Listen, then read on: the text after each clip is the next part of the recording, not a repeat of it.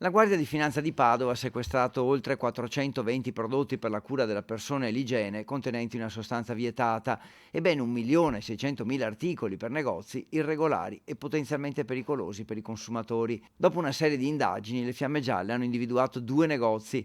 Un primo intervento è stato fatto dalla compagnia di Piove di Sacco in un esercizio commerciale che vendeva cosmetici contenenti una molecola, nota anche come Lilial, inserita tra le sostanze considerate cancerogene o tossiche e vietate in quanto messe al bando sul mercato europeo. I prodotti, profumi, deodoranti, creme, prodotti per l'igiene personale, sono stati sequestrati e il rappresentante legale denunciato alla Procura della Repubblica.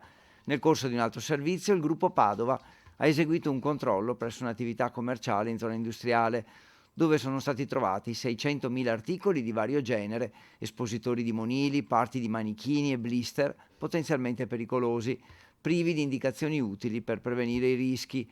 Scoperto anche un magazzino, del quale il commerciante aveva taciuto l'esistenza, dove erano stoccati un ulteriore 1.000.000 di prodotti con le medesime irregolarità, segnalato il titolare della ditta alla Camera di Commercio di Padova.